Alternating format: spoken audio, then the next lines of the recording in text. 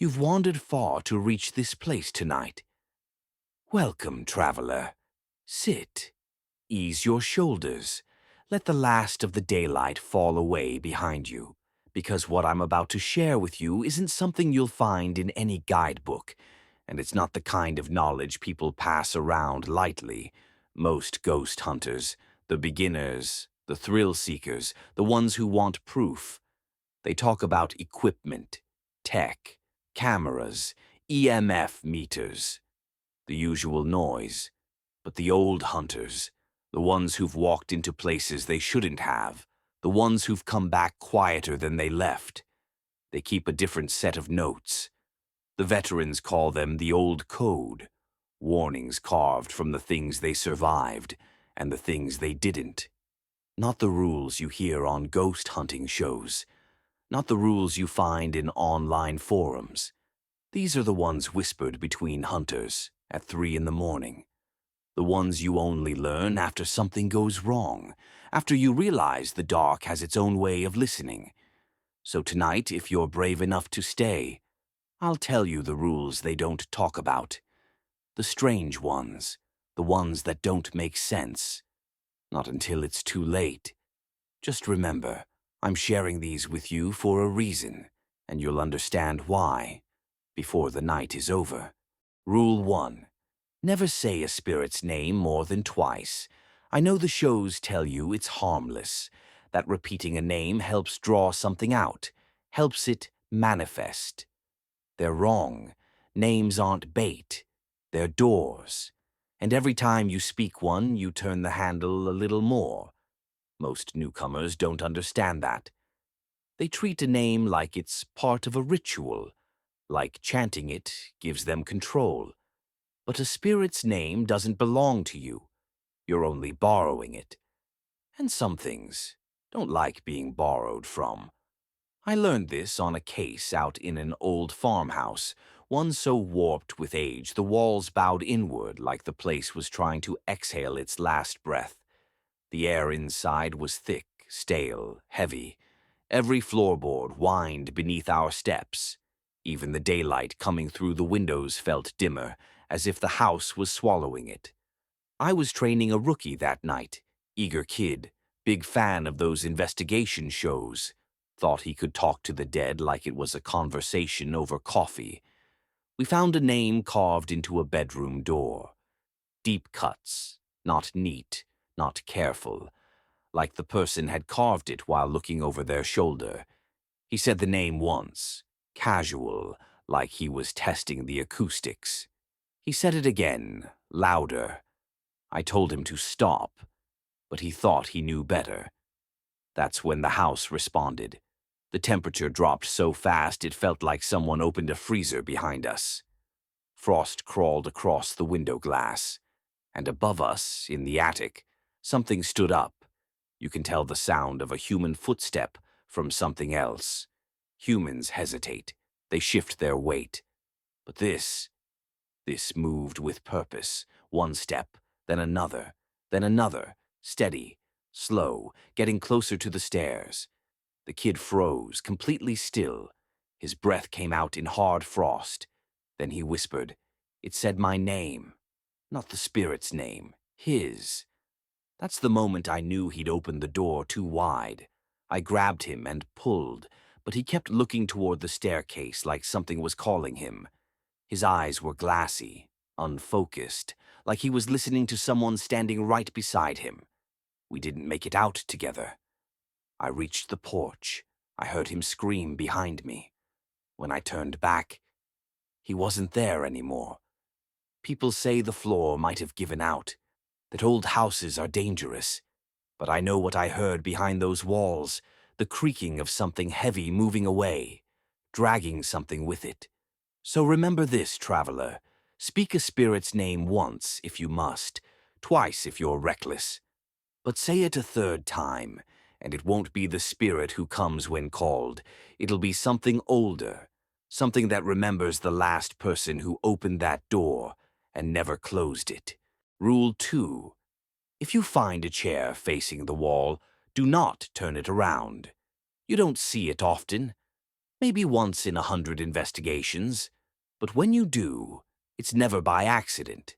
Chairs don't end up like that naturally. No one sits down and chooses to stare at peeling paint or bare drywall. And no one leaves a room that way unless something made it happen. The first time I saw it, I was working alone in an abandoned duplex on the east side of town. A foreclosure. Utilities cut. The whole building smelled like dust and cold iron. My footsteps echoed across the hardwood like I was trespassing somewhere I shouldn't be. I walked into what used to be a child's bedroom, stickers peeling off the closet door. A cracked nightlight still plugged into an outlet that didn't have power, and in the far corner, a small wooden chair turned completely toward the wall, not angled, not displaced, deliberately positioned, like someone had been sitting there for a long, long time. There were no footprints in the dust around it, no drag marks, no signs of movement, just the chair and the wall, and a faint impression on the seat, like the weight of a body had only recently lifted. My instinct was to turn it around, to see what was underneath, to understand what I was dealing with. But as I stepped closer, the room shifted. Not the air, the room. The temperature dropped first, sharp and sudden, like walking into a freezer. Then came the pressure, the kind that settles on your shoulders and makes you feel like you shouldn't be there, like you're intruding on something private. And then the whisper. Not words, not breath, just the unmistakable sound of someone sitting down behind the wall. Not on the other side of the house, not upstairs. Directly behind the wall the chair was facing. A slow, settling creak, weight shifting, knees bending, as if whatever had been there before had just returned. I didn't turn the chair. I didn't touch it. I didn't even finish my sweep of the room. Some things you learn from experience.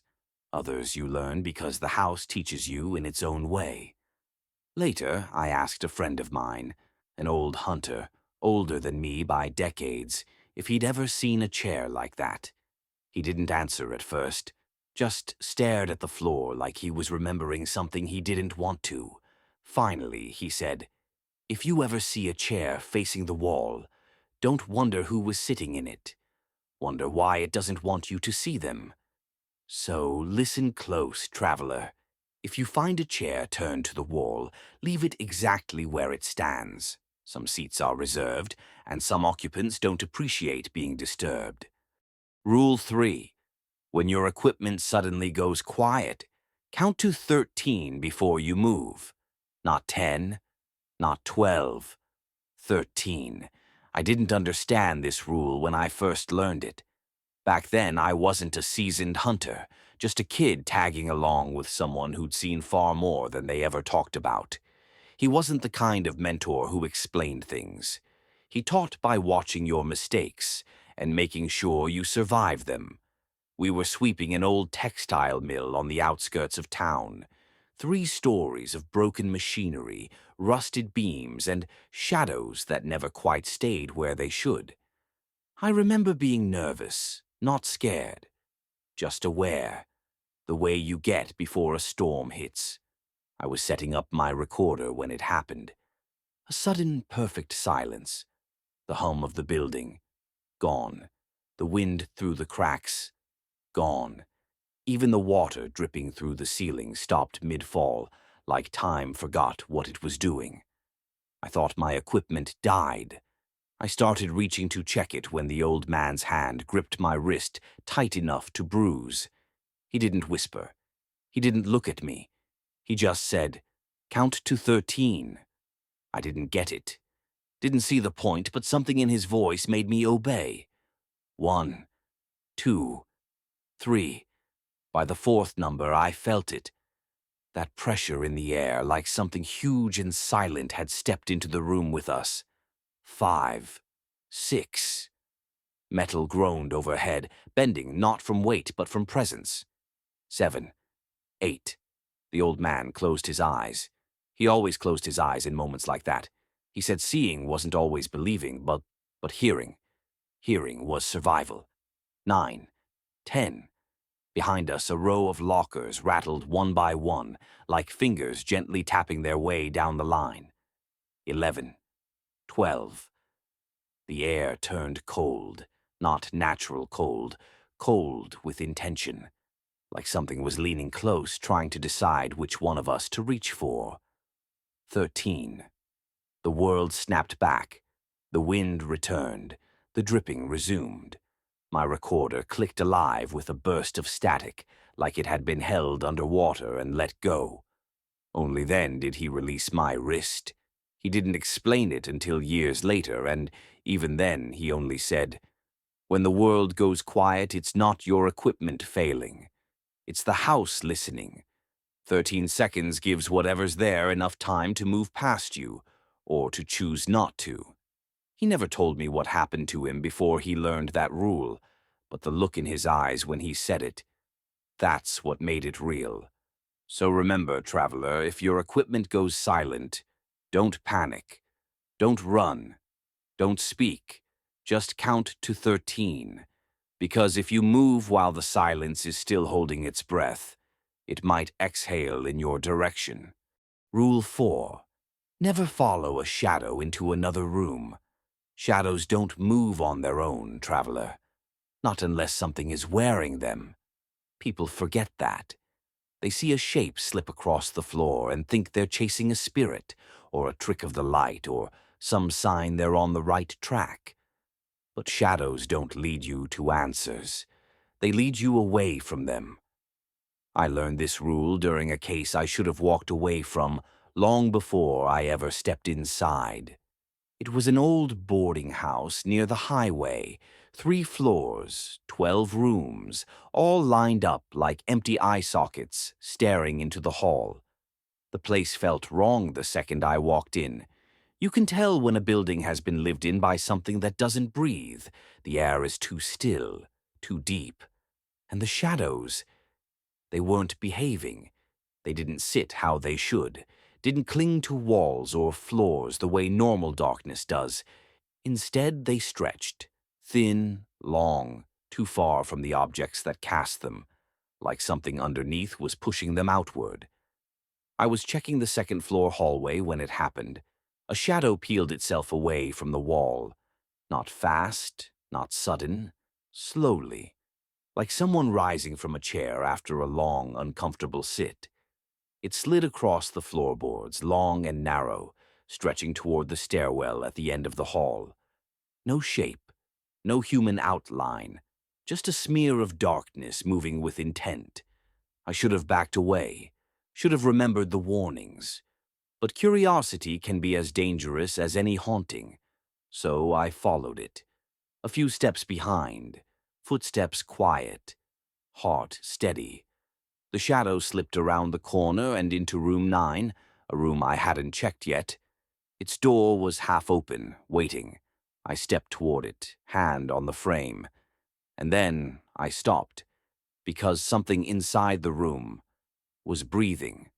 Not loud, not fast, just steady, measured. Exactly the way someone breathes when they're waiting for you to walk in. The shadow wasn't leading me. It was luring me, drawing me into a place where it had the advantage. I backed up slowly, inch by inch. Didn't turn my back, didn't blink.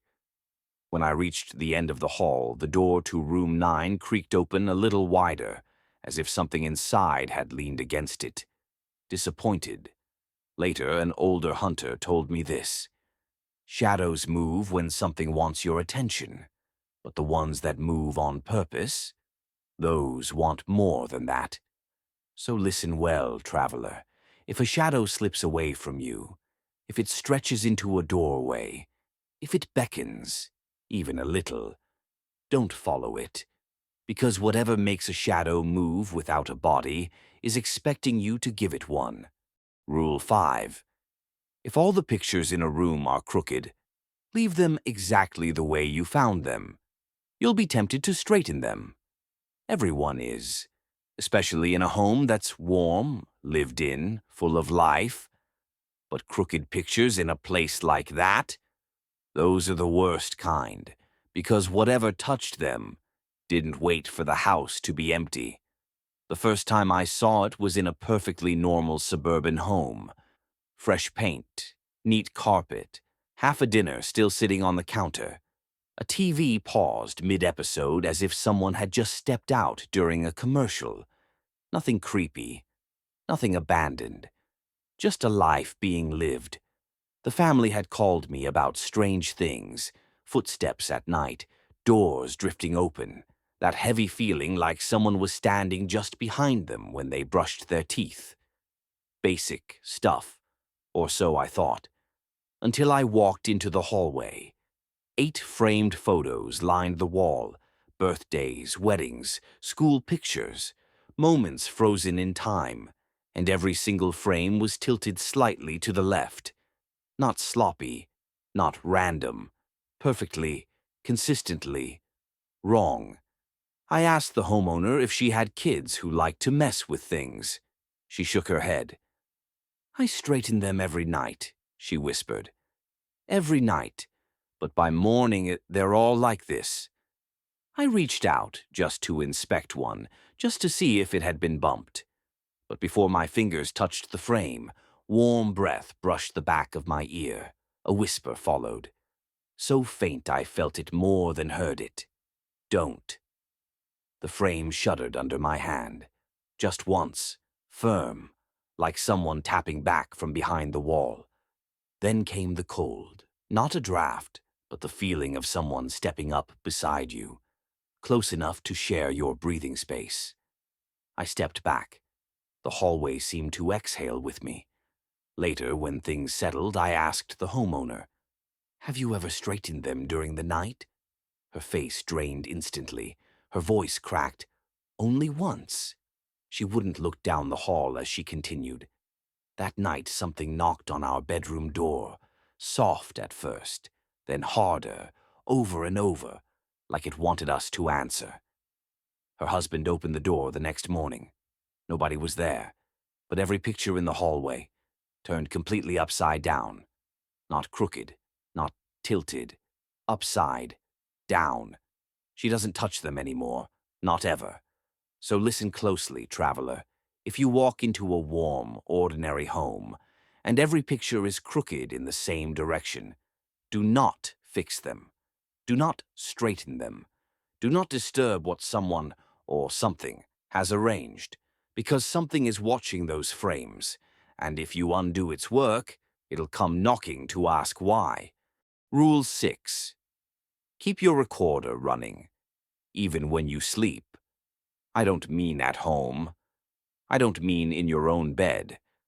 I mean on location, during an investigation, when you're stupid enough or tired enough to close your eyes in a place that doesn't want you there. Most hunters shut everything off at night.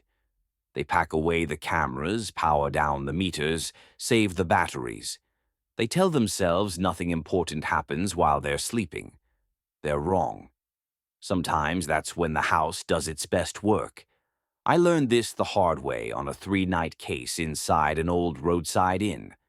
Not abandoned, still half operational, but the owners had closed off the top floor because something up there didn't like guests. Doors opened on their own, footsteps pacing the halls at odd hours. People waking up with the feeling that someone was standing over their bed, breathing. Standard claims. Nothing special. The first 2 nights, I did what most hunters do.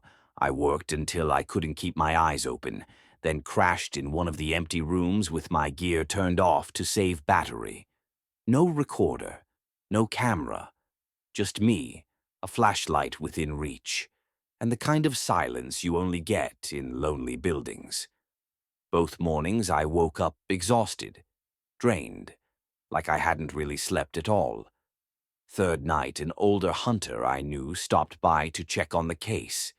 He took one look at me and said, "You're letting it work while you're not watching. Leave a recorder on tonight." I told him I needed the battery for active sessions. He shook his head. If it wants you, it doesn't care if you're holding a mic or a pillow. Leave it on. So I did. I set my handheld recorder on the nightstand. Fresh batteries. Red light steady. Mike pointed toward the bed. I lay down, fully dressed, boots and all. Told myself I wouldn't actually fall asleep. Turns out the house had other plans. I don't remember drifting off. I just remember not being awake anymore. No dreams, no tossing and turning, just a gap. When I opened my eyes, the recorder was still there on the nightstand, right where I left it. Red light off, battery drained. I didn't feel rested.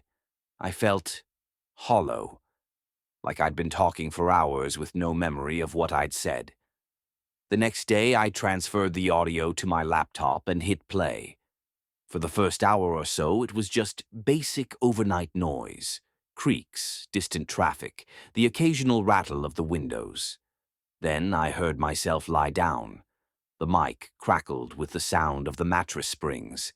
My breathing slowed. A few minutes of that. Then, silence. Not normal silence, no hum, no distant cars, no settling of wood. Just a dead, flat nothing. Then the breathing changed. It was still my voice, still my lungs. But the pattern was wrong. Too slow, too controlled. Like someone else was trying my body on for size. A long inhale, a long exhale. Then another. Then I heard my own voice speak. Not groggy, not half asleep. Clear. Calm. Too calm. "Can you hear me?" it said. I didn't remember saying that. There was a pause, the kind that feels like a held breath. Then another voice answered, right next to the microphone. So close I could hear the wetness of its mouth when it formed the words. "Yes, now I can." It didn't sound like anything I'd captured before. It was quiet, but deep, like it wasn't supposed to fit inside a human throat. I listened to the rest of the recording. For 23 minutes, that thing talked to me. Through me. My voice. Its words. It asked questions, answered ones I never remembered asking. And the whole time, my breathing never changed. Steady, slow, obedient. At the end of the recording, there was a final exchange. My voice. "Will I remember?" The other voice. "No, but I will." Then nothing. Just the soft click of the recorder dying as the battery finally gave out. I sat there for a long time, listening to my own voice say things I'd never thought, in a tone I'd never use. Like someone had moved in behind my eyes for a while. I wrapped that recorder in black cloth and burned it behind the inn before I left. Not because I thought it was haunted, but because I didn't want anyone else hearing the part where my voice stopped sounding like mine. So here's the rule, traveler. When you sleep on a case, keep your recorder running. Not to catch footsteps, not to catch whispers, to catch you. Because if something decides to borrow your voice for a while, you're going to want proof that, for at least part of the night, you weren't the one breathing. Rule 7. If your flashlight flickers 3 times, do not turn it back on. Most hunters think flickering means a dying battery, loose wiring, cheap gear, and most of the time, sure, they're right. But not always. There's a kind of flicker that doesn't belong to the light. It belongs to what's standing just outside of it. And when it happens 3 times in a row, exactly spaced, exactly timed, that isn't your gear failing. It's a warning. I didn't understand this rule until a night I still don't like talking about. A night that taught me the difference between equipment failure and something trying to get your attention. It was in an old office building slated for demolition. 3 floors of empty cubicles, peeling carpet, and hallways that echoed too long after each step. The power had been cut for months. The only light we had came from our handhelds. I was in the basement, a broad, open room full of metal support columns that flickered in and out of existence in the beam of my flashlight. Nothing unusual at first, just that heavy, stale air old basements collect. Then my light flickered. Once. A quick pulse. I tapped the casing. Battery was fresh. The beam steadied. I kept walking, tracing the concrete floor, scanning the walls, trying to ignore the feeling that something was pacing me between the columns. Then it flickered again. Twice. Same duration, same rhythm. Not random, not stuttering. Intentional. I stopped walking. There are moments in this line of work where your body realizes the danger before your mind does. The hair on my arms lifted. My heartbeat slowed instead of racing. Like I wasn't alone anymore. Like I wasn't supposed to move. Then it happened the third time. A long, slow flicker. Not a loss of power. A dimming as though something had stepped between me and the beam. And that's when I heard it. Breathing. Not from behind me. Not from ahead. From all around, between the support beams. Soft, steady inhaling. Exhaling, as if the dark had lungs. My thumb twitched toward the switch. Instinct. But instincts will get you killed faster than any spirit. And in that moment, a memory surfaced. A warning an older hunter once gave me, one he said he learned the expensive way. If your light flickers 3 times, don't turn it back on. Whatever made it flicker is standing where the beam should be. I kept my hand off the switch. The breathing grew closer, not footsteps, not movement, just proximity, like something leaning in, curious. Then, slowly, the sound receded, foot by foot, breath by breath, until the basement fell silent again. I waited a full minute before I even reached for the exit ladder, climbing in the dark, hand over hand, feeling every rung before trusting it.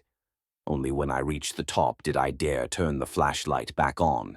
The basement below lit up, empty, but dust had gathered in strange patterns on the concrete, circular shapes where something had been standing. Not prints, not footprints, silhouettes. Tall, thin, watching. So trust me, traveler. If your flashlight flickers once, check your battery. If it flickers twice, be cautious.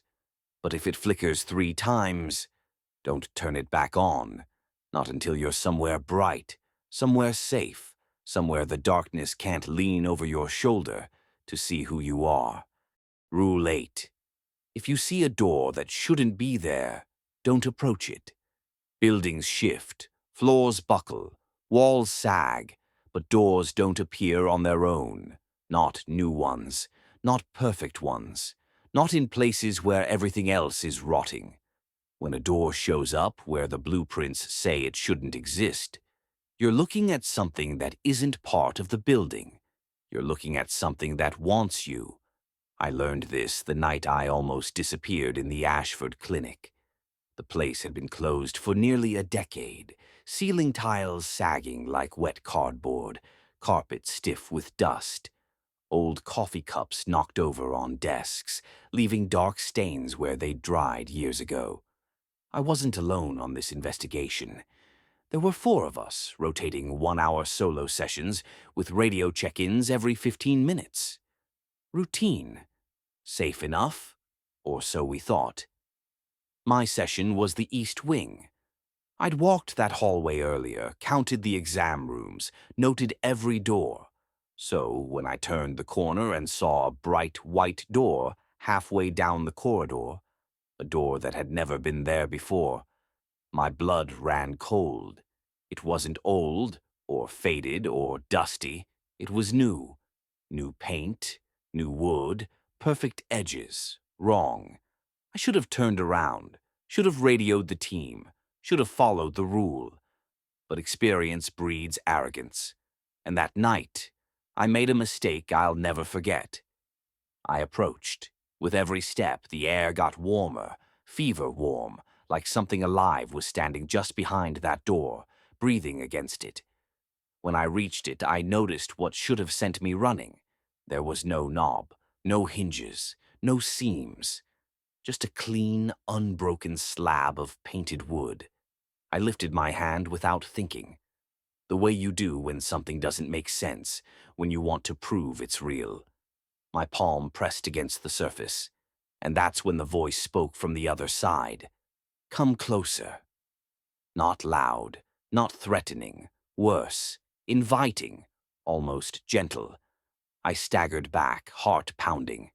The door pulsed, like something inside pushed against it, testing the boundary between us. My radio crackled at my hip. Where are you? You missed 2 check-ins. I spun around, and my entire team was standing at the end of the hallway.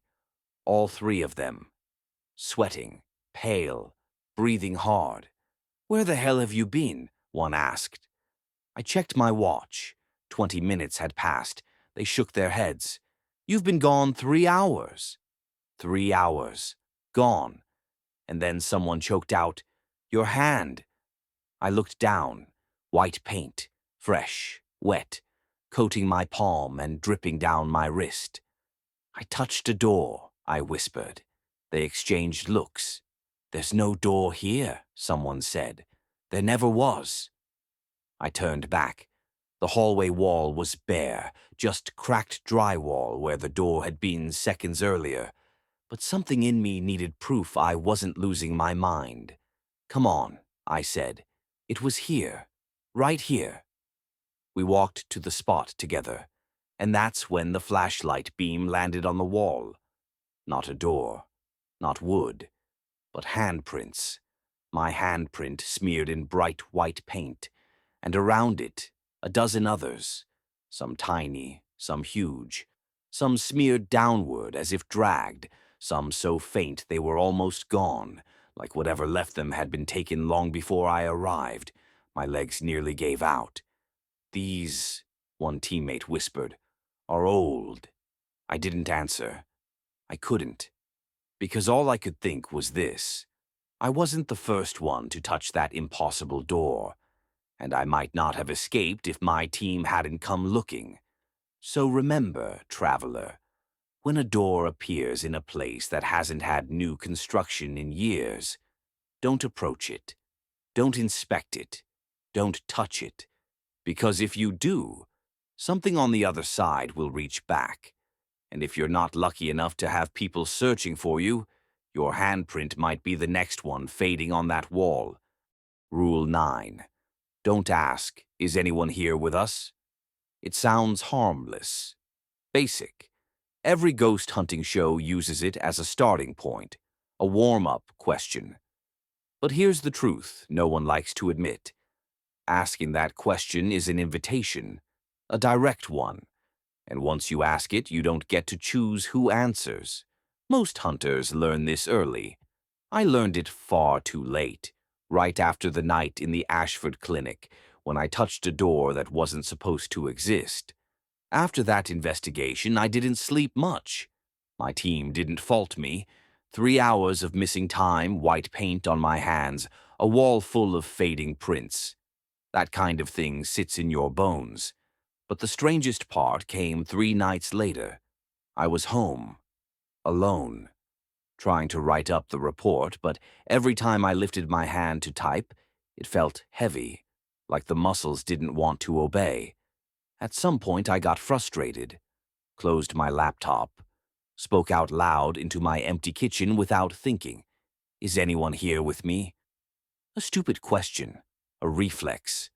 Words said out of habit, not belief.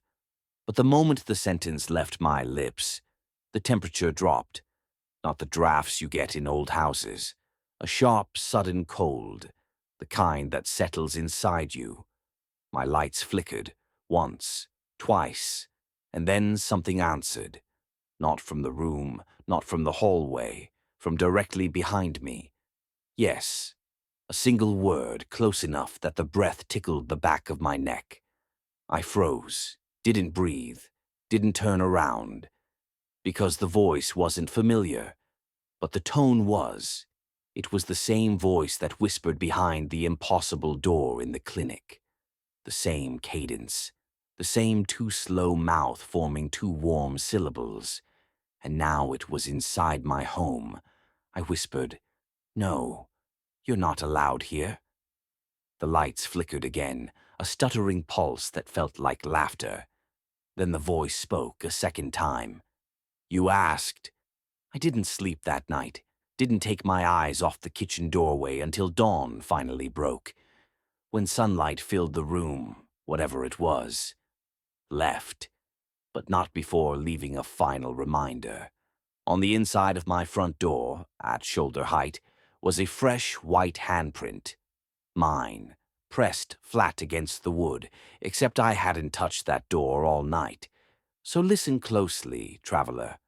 Rule 9 isn't about fear, or politeness, or old superstition. Don't ask, "Is anyone here with us?" because something always is.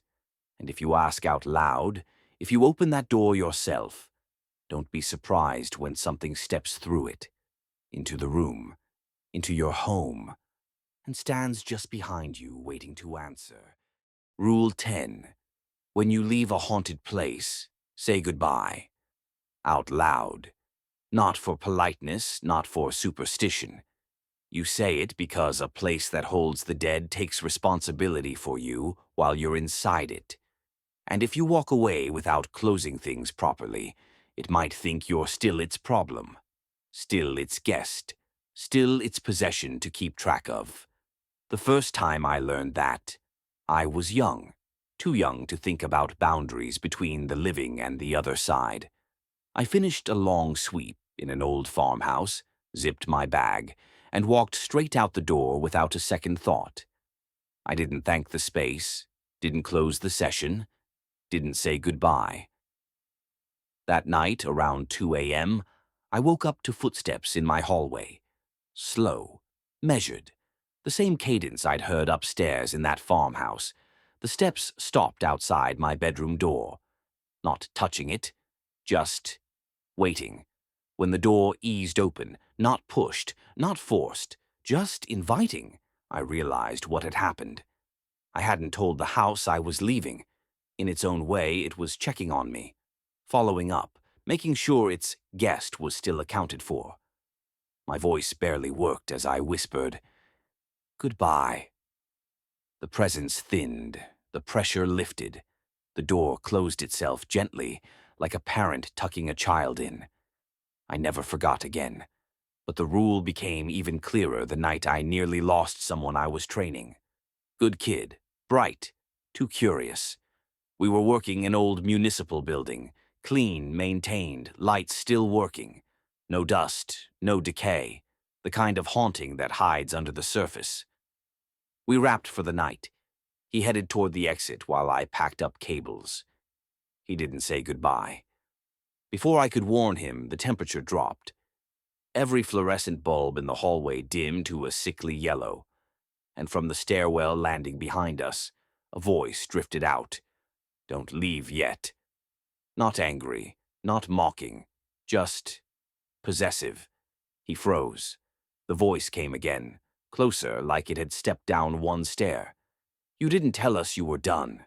I nudged him, steady and calm. "Say it," I whispered. "Close the door." He swallowed, then forced the word out. "Goodbye." A long silence, then slowly, the building let go. Brightness returned, heat seeped back in. Whatever had stepped toward us retreated into the walls it belonged to. Later he asked me why saying goodbye mattered. I told him the truth. When you acknowledge a place, it acknowledges you back. And when you say goodbye, you tell it you're no longer its responsibility. He asked what happens if you don't. I didn't have the heart to tell him the full answer. So hear me, traveler. Follow this rule like your life depends on it. When you leave a haunted place, always say goodbye. Because if you don't, something might come looking for the guest it thinks it still owes one last visit. That's all I can give you tonight, traveler. The old code isn't endless, but the pieces I've shared, they're the ones that kept me alive long enough to pass them on. Just remember, these rules aren't meant to frighten you. They're meant to keep you accounted for. The places you investigate notice things. They pay attention when you enter, and even more when you leave. Follow the code, listen to the quiet spaces, and whatever you do, don't ignore the things that whisper from the corners. We'll speak again soon, if the dark lets you make it back. Thank you for watching. If you enjoy my short stories, consider subscribing, sharing, and liking the video. It all helps the channel grow and lets my stories reach more people. Sleep tight, and don't let the bed bugs bite.